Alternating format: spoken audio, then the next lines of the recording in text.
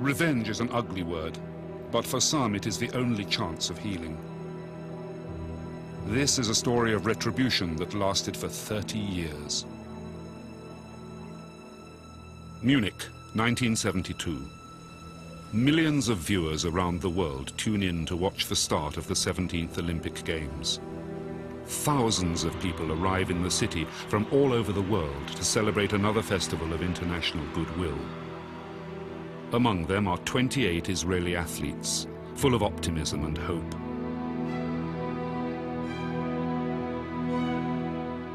But the Olympics of 1972 will be remembered for something quite different. September the 5th, 4:40 in the morning. Heavily armed terrorists raid the Israeli compound in the Olympic Village.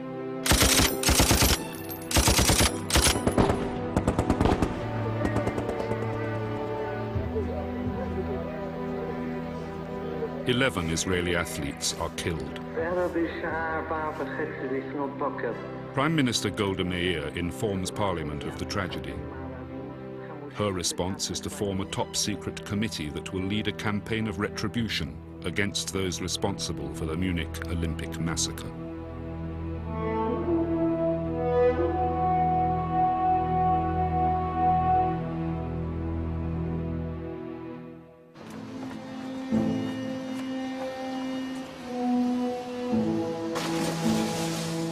In the early months of 1972, preparations for the Games were in full swing. Alongside the new sports facilities, new hotels and restaurants were rising all over the city.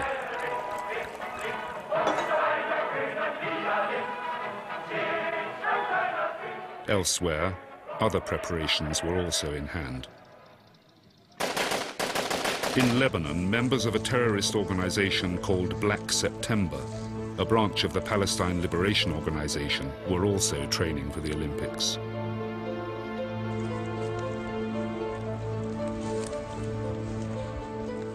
The Palestinians had applied to take part in the Games, but because they are not a sovereign state, the letters were never returned. Determined that their voice should be heard, Palestinians decided to contribute in another way.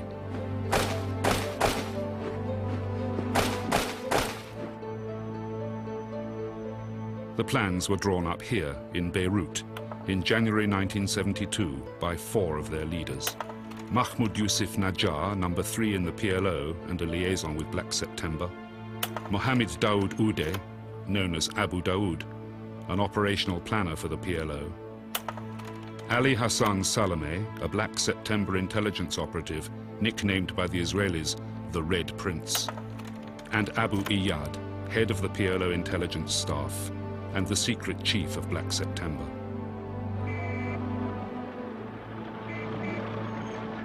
What they planned is to be seen live by the entire world. At the time, they did not expect it to end in the way that it did. Eric Rouleau is a writer and journalist who knew Abu Iyad well. Yes, this is a book which I wrote with Abu Iyad. The book, My Home, My Land, which they wrote together, describes what went on behind the scenes. The Palestinians were humiliated. The Palestinians were desperate. I think that Black September was one of a means of keeping up the morale of the Palestinian militants.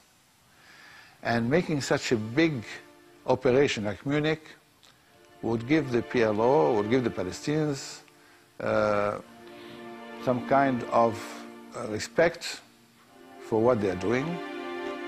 The whole world also would discover that the Palestinians are still there, they have to deal with them. They were hoping to succeed. They were not going to harm the athletes, they were going to take them to Algiers. It will be a big success for the PLO.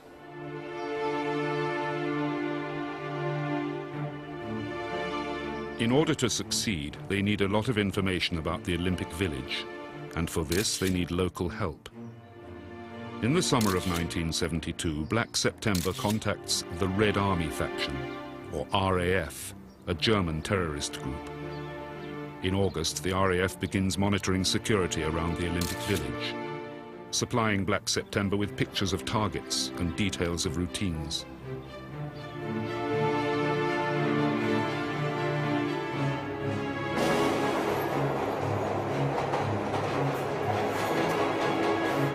Willy Voss, a former neo-Nazi, was an RAF activist at the time. We made a contract that the Palestinians would help us and we would give them the chance to do their operations in Europe.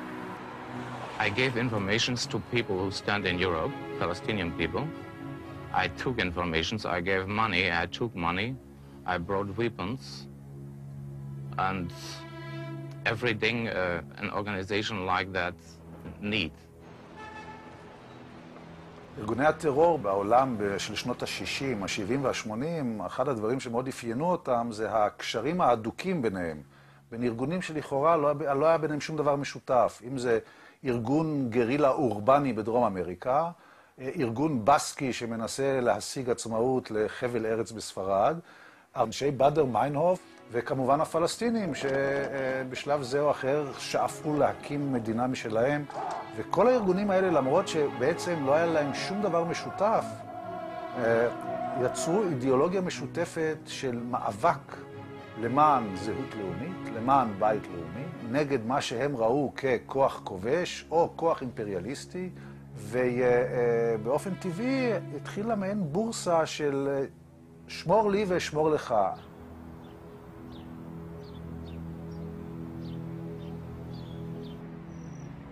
September the 5th. Black September strikes.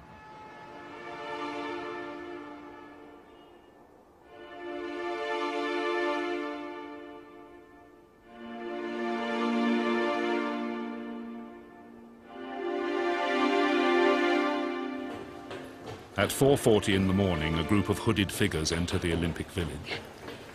They move systematically through the buildings, scanning the hallways in search of Israeli athletes.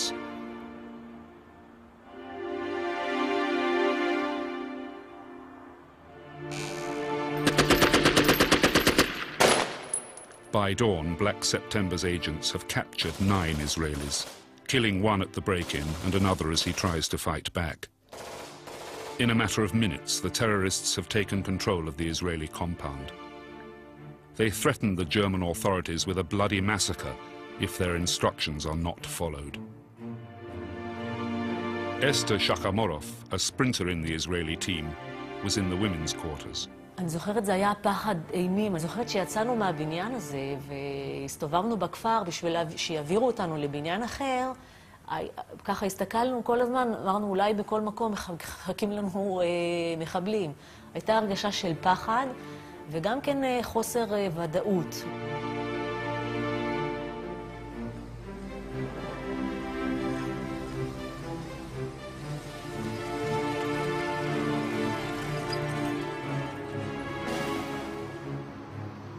In Israel, Golda Meir wakes up to the news at home in Jerusalem. She was shocked. It was one of the most shocking experiences in our history. For Golda, this is more than another act of terrorism. The murder of Jews on German soil brings back memories of the Holocaust, still vivid in her mind. She is perceived as the Jewish mother of the Israeli people, and she feels it her duty to defend her children. Revenge is the only option. The immediate question that stood before us, can we send a unit from here, from Israel to Germany in order to release the sportsmen? Golda Meir calls in Tzvi Zamir, head of Israel's Central Institute for Intelligence and Security, a secret organization known around the world by the Hebrew word for institute, Mossad. She also summons Aharon Yariv, head of military intelligence, to discuss the possibility of a rescue operation. All along the day, there were here a lot of intensive consideration what should be done. Ehud Barak, later Israel's prime minister, commanded a combat unit at the time. I was at the time the commander of our elite unit that was more trained than any other unit here and probably in the world at the time. In running such operations, we already had behind us rescue operation of a hijacked Sabina airplane at Ben Gurion Airport. And I suggested to General Yariv, who was at the time the head of intelligence, telling him, look, we are prepared to take our unit, put a plane, will be due, and until night we can fall on our feet very quickly and adapt to the situation and be able to, probably be able to execute a rescue operation.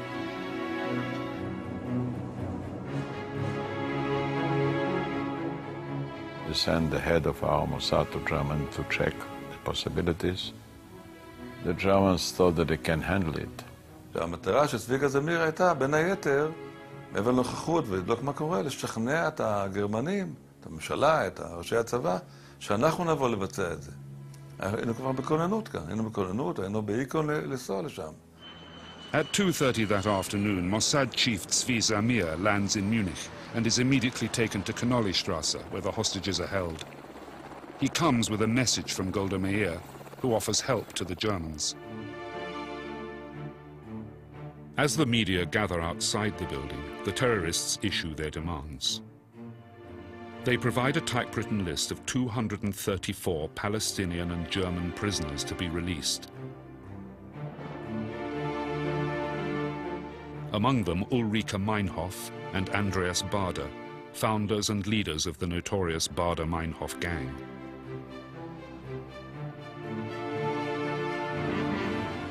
In Israel, the reaction of the public is horror and despair.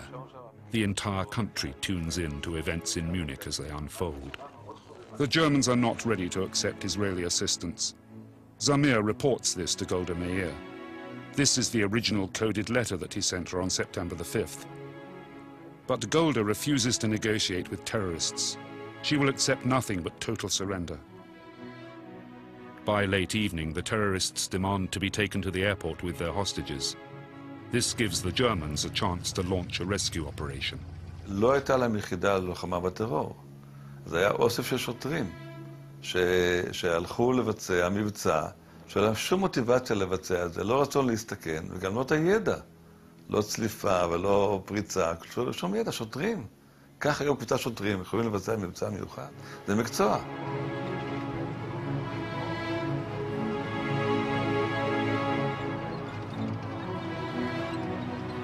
As they reach the airport, the police strike, but they lose control. The terrorists panic, open fire and throw a hand grenade. As the smoke clears, all 9 Israeli hostages lie dead, and 5 terrorists. 3 terrorists survive and are arrested by the Germans.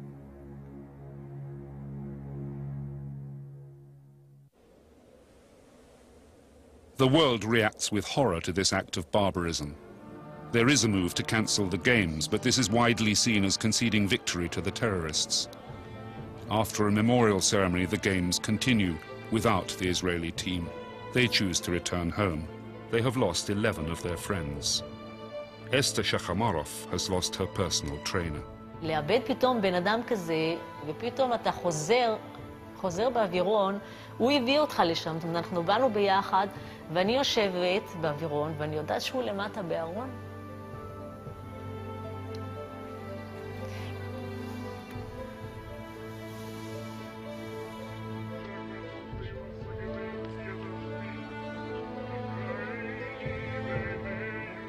What started out in an atmosphere of reconciliation and hope has ended in a bloody massacre. But Golda Meir is determined to settle the score.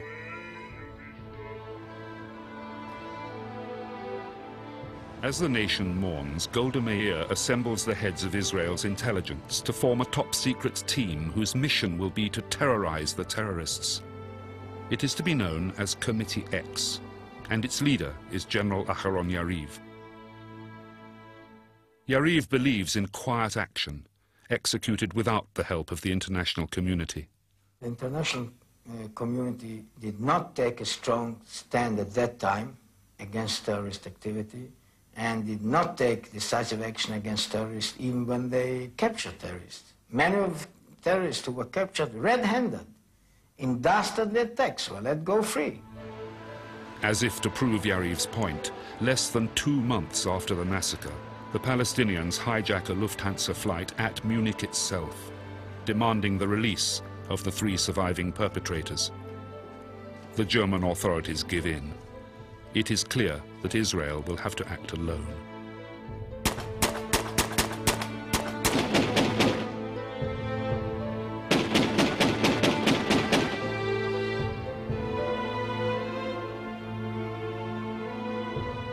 Under Committee X, Mossad sets up a special unit of agents that will hunt down and kill every person involved in the Munich attack, one by one.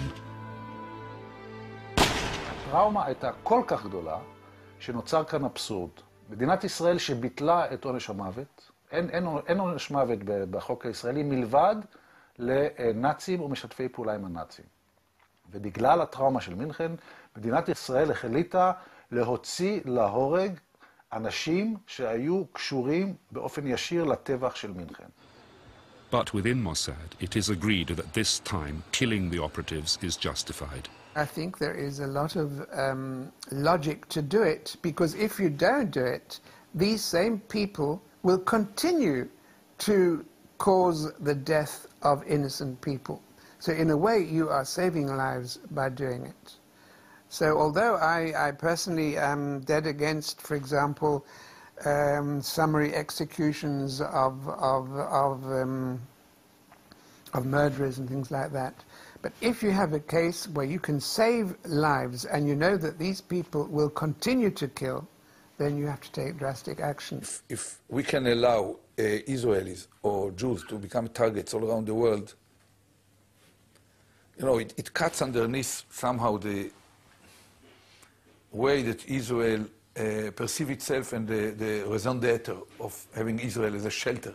If as a result of having this shelter, Jews all around the world or Israelis are under higher risk without any kind of capacity to respond, that would give the wrong signal to the terrorists.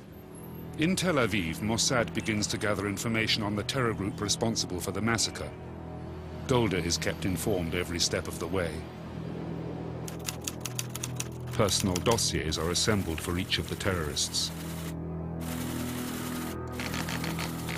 At the top of the hit list of 12 known terrorists is Ali Hassan Salameh.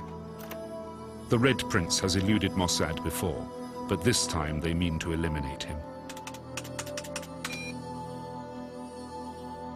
From its stations around the world, their intelligence sources provide Mossad with valuable data on Black September, its personnel, weapons, and financing.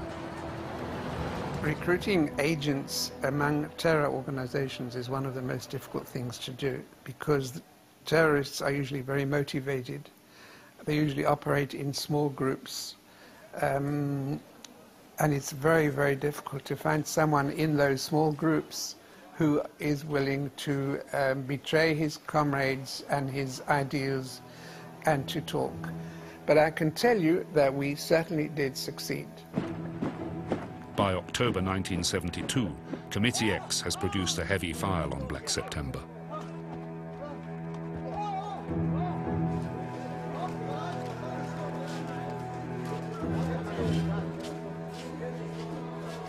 Black September was born in Jordan in 1970. The capital, Amman, had become the headquarters of Fatah, the military wing of the PLO. I was in Amman just before the war broke out between the Fedayeen and the Jordanian army. And all the journalists, we were about several hundred journalists there, we were convinced that if there was a war, the Fedayeen would win. They looked so strong, they were in the streets. When we arrived at the airport, there was nobody from the Jordanian government to receive the journalists. It was a representative of Fatah who came and gave us press cards, told us which hotel to go. They were acting like a government. From Jordan, the Palestinians were conducting their campaign against Israel and working to bring their cause to the attention of the world. In September 1970, they hijacked 3 airliners to the Jordanian desert.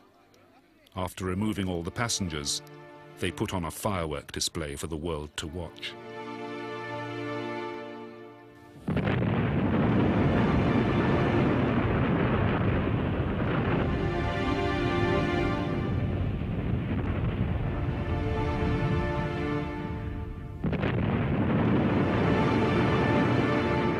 For King Hussein of Jordan, this is a step too far. Well, actually, the hijackings, as far as I was concerned, were the straw that broke the camel's back. Something had to be done. And the humiliation of having aircraft flown into the country and innocent passengers being whisked away to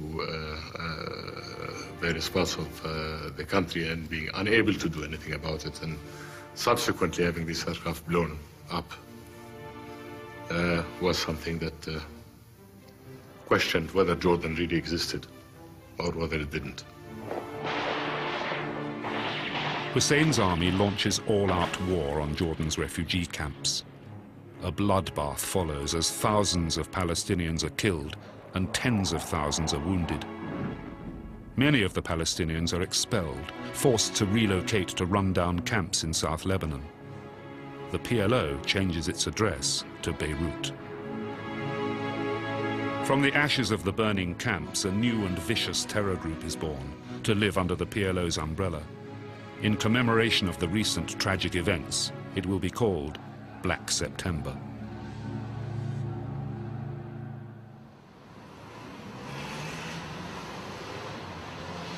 In Tel Aviv, Golda Meir chooses a veteran Mossad agent to command the assassination team. He will operate independently with no official link to Israel. His name is Mike Harari, an intelligence agent for 20 years with a reputation for extreme ferocity.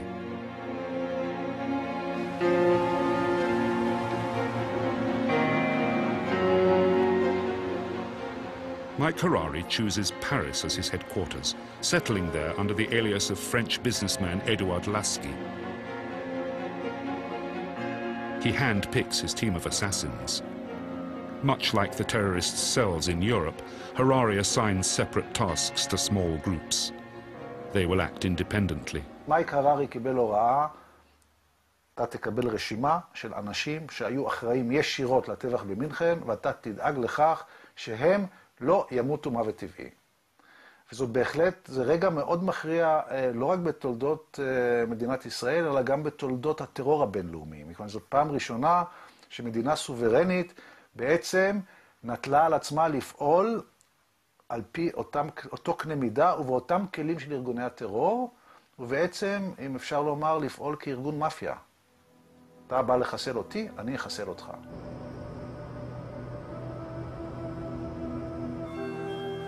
October 1972, one of Harari's teams arrives in Rome. Its first target is Abdel Wahel Zuwaita, a Palestinian poet working as a translator at the Libyan embassy. He lives quietly on Piazza Annibaliano.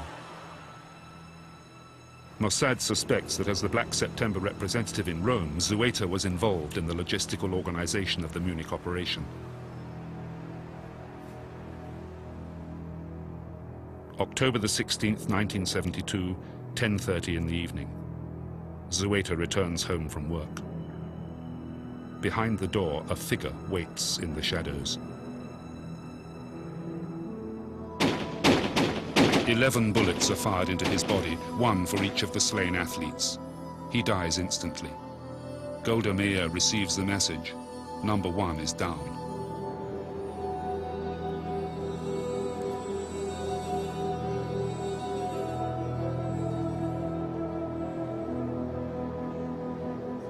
The Italian police find the shells to be from a Beretta pistol, the weapon of choice of Mossad agents, the gun which will become their calling card.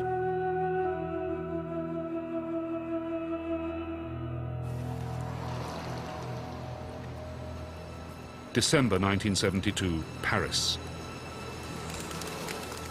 Dr. Mahmoud Hamshari, the PLO spokesman in France, lives at number 175 Rue d'Alésia. This is a clip from his last television interview.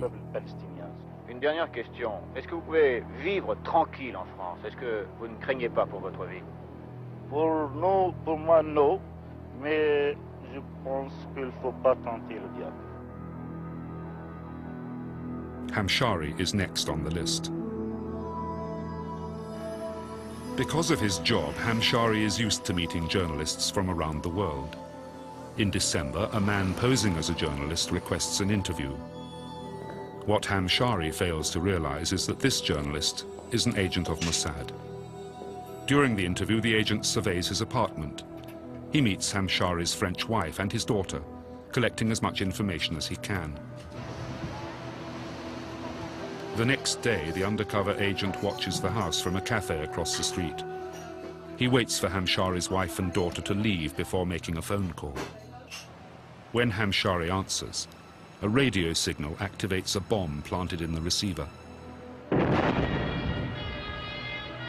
Hamshari is severely wounded. A month later, he dies.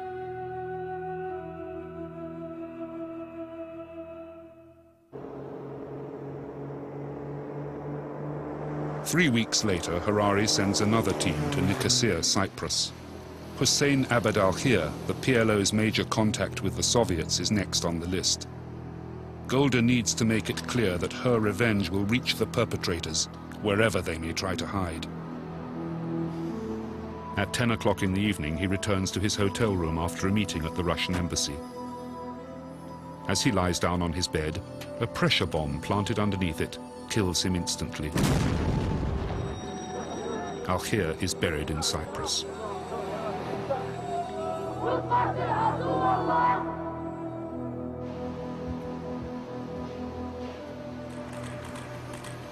In the months that follow, Harari's team identifies almost every major Black September operative working undercover in Europe.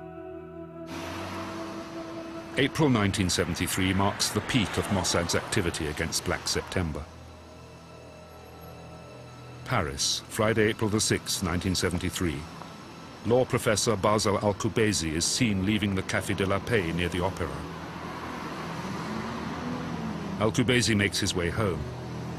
As he reaches Rue de l'Arcade, he is confronted by two men who fire 11 bullets into his body. Al-Kubaisi was number 5. The French police can only guess from the Beretta shells found at the scene that this was the work of Mossad. But on Golda's instructions, Israel denies any involvement in any of the killings. The world knew it was Mossad. So did Black September. The continuing killings put each and every member on their guard. In Beirut, Abu Iyad, the mastermind of the Munich operation, revealed his feelings to Eric Rouleau. We spent many nights talking.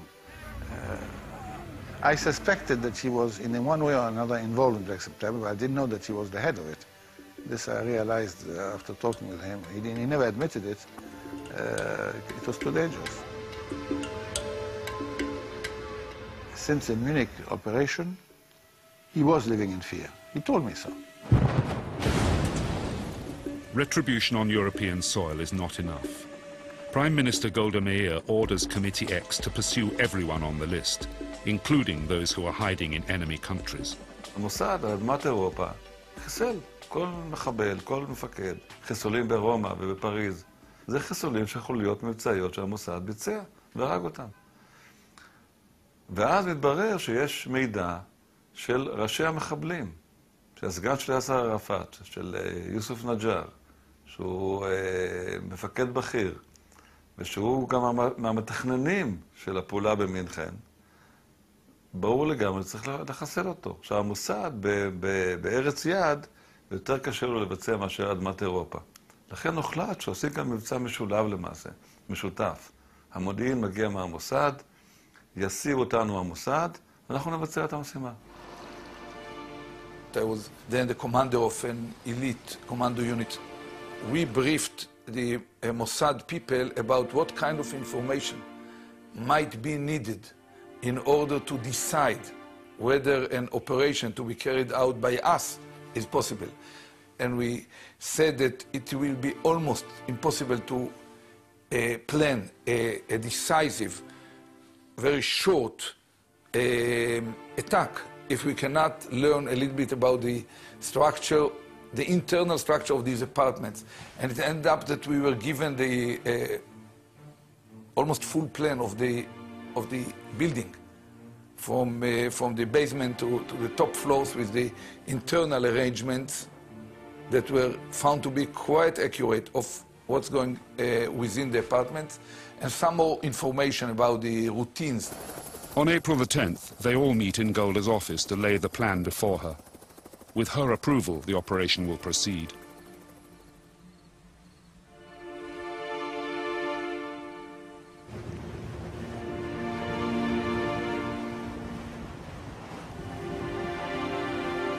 On the evening of April the 11th, 1973, Operation Springtime of Youth begins. Supported by the Navy, a special commando unit makes its way towards the shores of Lebanon.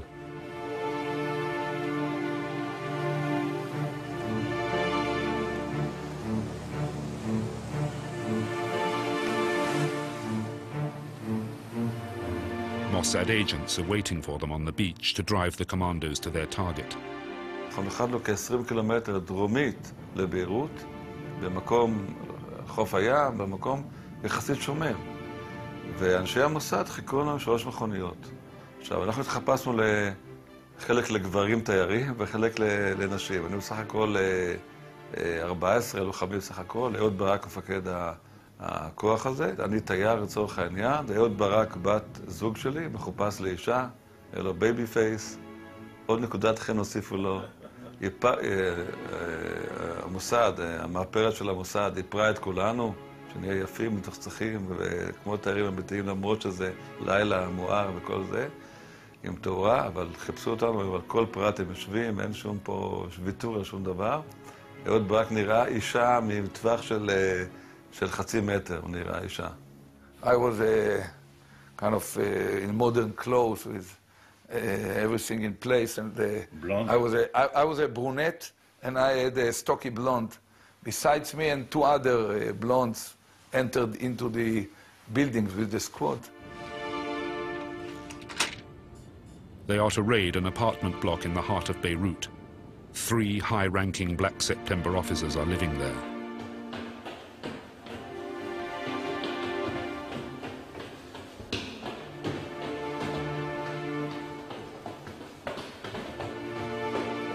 The commandos raid the building, killing the 3 members of Black September. Several innocent people are also killed in the crossfire. The operation is swift. Having created havoc in the city, the commandos move quickly back to their boats. 30 minutes after we landed, we were back in the sea, and we were back home. I came back home. I couldn't tell my wife, then wife at the time, what exactly I'm going to do that night. And I fell asleep just before dawn in our bed. She woke up in the morning and saw a little bag near the bed with woman dress, which were not hers. Then she came closer, she could see still remnants of lipstick and mascara and the blue under the eyes. You can imagine what passed in her mind about what... The raid is a massive blow to Black September. It causes the death of Mohammed Yusuf Najjar, number 3 in the PLO, Black September's leader, Kemal Adwan, and Kamal Nasser, a spokesman for the PLO. Yasser Arafat demands that the world condemn the action.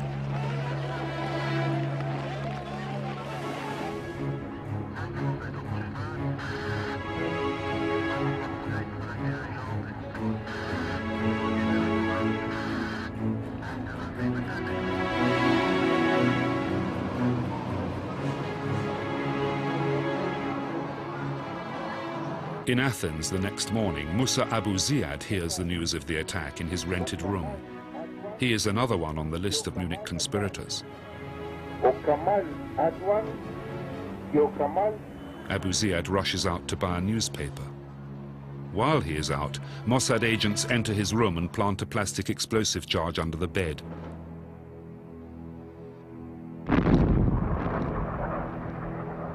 Minutes later, Abu Ziad is killed.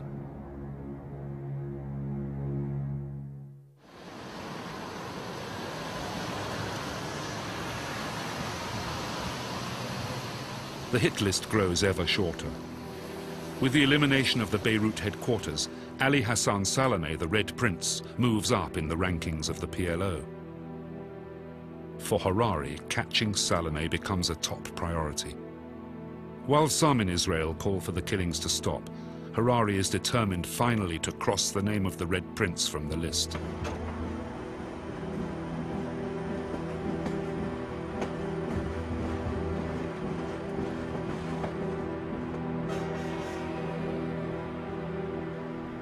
Norway, July 1973. Mossad agents receive a tip that Salome has gone to ground in the city of Lillehammer. Harari travels to Norway to command the operation himself. He has two teams, one of logistical planners and the hit team.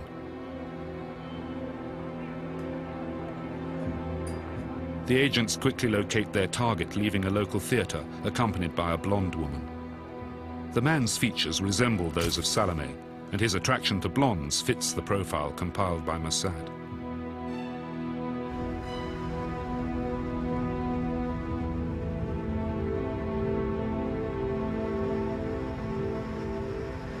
The assassins follow the couple as they travel home. They ambush their victim, shooting him at close range, only to discover that they have killed the wrong man. Ahmed Boucheki, a Moroccan waiter whose only crime is to resemble Salome, is shot dead in broad daylight in front of his pregnant Norwegian wife. Harari and the assassin just manage to escape. The Norwegian police arrest 6 Mossad operatives connected with the shooting. They are sentenced to long terms of imprisonment. הצוות שנשלח היה צוות מאוד לא מיומן, היה עייף, עבד בצורה מאוד חובבנית, הם בלטו מיד, והם עשו את עבודתם כמו פיל בחנות חרסינה. הפעולה בלילהמר, מעבר לכישלון המבצעי, גרמה למוסד לאסון נוראי מבחינת חשיפה. מה שקרה הוא שבגלל הפעילות המאוד רשלנית של אותה חוליה, חלק נתפס, ואז הסתבר לחוקרים הנורווגיים שאחד העצורים מוכן לדבר רק בתנאי שלא יחזיקו אותו בתא סגור. שוב, זה סיפור שמראה אולי את הפן הטרגי של כל הפעילות החשאית של מדינת ישראל. אותו איש, דן ארבל, כך הופיע שמו בתקשורת מאוחר יותר, גדל כנער בדנמרק הכבושה על ידי הנאצים, והוא הסתתר תקופה ארוכה במלחמת העולם השנייה בתוך ארון, פיתח קלסטרופוביה, עובדה שלא הייתה ידועה למעבידיו כאשר הצטרף לשירות הביון הישראלי כישראלי שנים רבות אחר כך. וכאשר הוא נעצר בעקבות פרשת לילהמר, הוא הוכנס לכלא, והמעמסה הנפשית עליו הייתה כה גדולה, שהוא אמר לחוקרים, אני אספר לכם הכל, רק אל תשאירו אותי בתא סגור. The failure exposes Mossad's actions in Europe. Golda Meir immediately recalls Harari to Israel. The operational disaster in Norway sends shockwaves through the international community, placing Israel in an extremely tight spot. התקלה של לילהמר גרמה לעצירה, כי א' נחשפנו, הם התפסו, היה משפט, המשפט הזה והעובדה שישראל מבצעת מבצעים מאדמת אירופה, והיה ברור לכולם שמה שבוצע עד אז, זה לא בין מחבלים ובין כנופיות ובין ארגונים, אלא היה ברור מי מבצע את זה. Golda calls her Mossad agents home, not just from Europe, but from other countries as well. The pace of assassinations is slowed down. Mossad cannot survive another fiasco.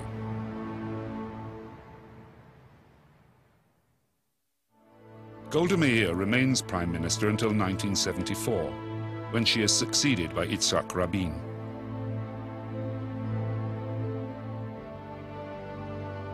On December the 8th, 1978, Golda Meir dies. Thousands come to pay their last respects to their Jewish mother. But despite her departure, her legacy of revenge lives on. Her successors will not rest until Golda's list is completed.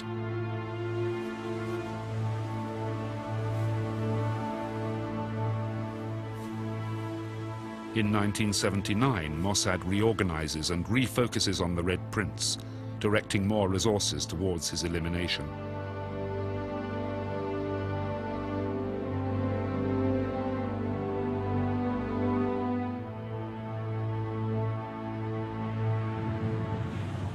Ali Hassan Salameh has evaded the Israeli secret agents in Europe for years.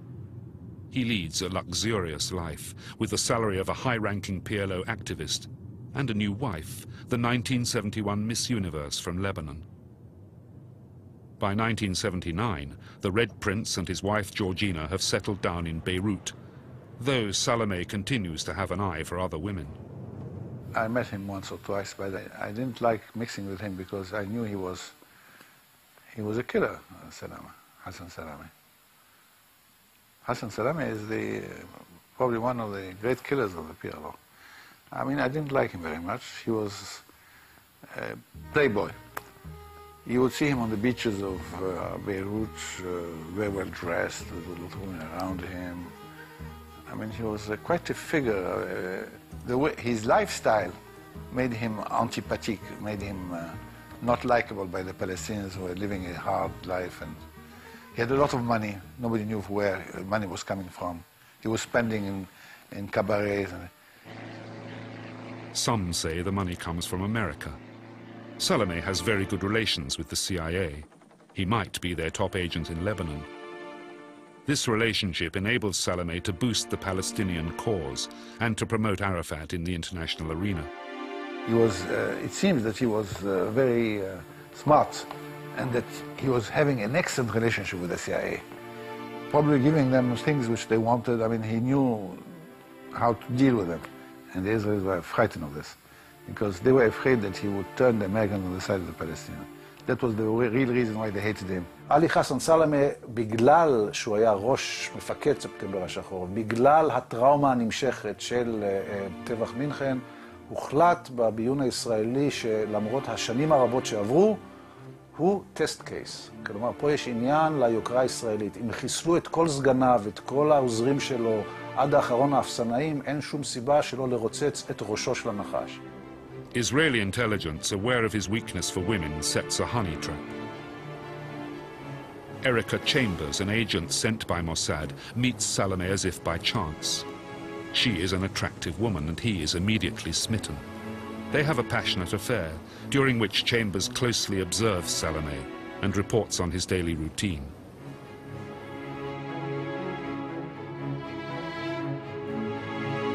The agents rent a Volkswagen and load it with explosives. They park the car near Erica's apartment.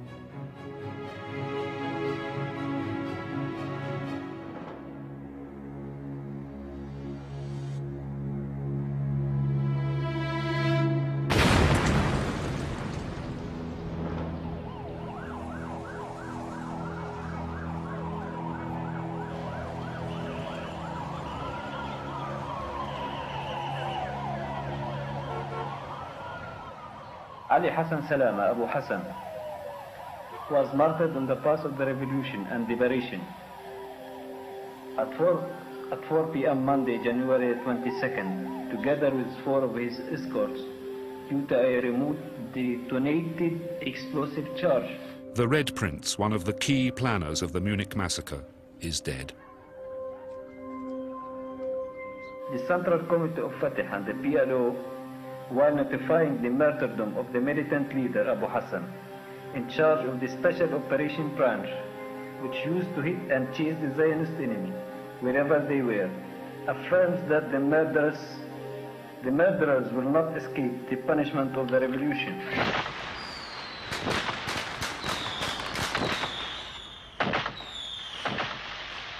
In May 1988, 16 years after Munich, as Israel celebrates its 40th anniversary, another of the conspirators, Abu Jihad, is murdered in Tunisia. Mossad is believed to be responsible.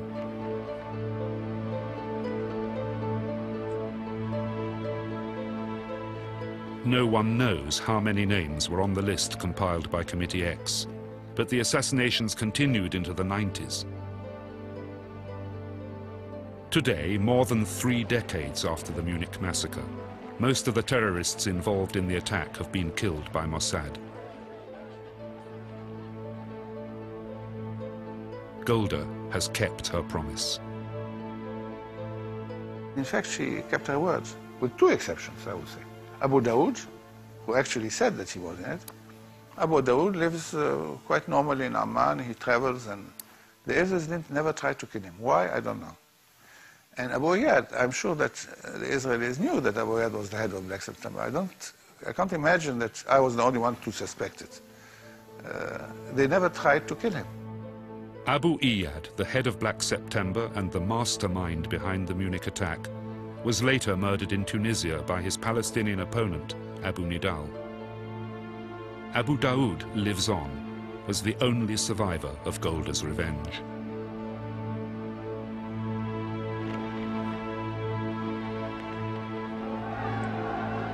The painful memories of Munich have not faded, nor have the wounds been healed by the retribution. Both sides bear many newer scars from the cycle of violence that has continued since.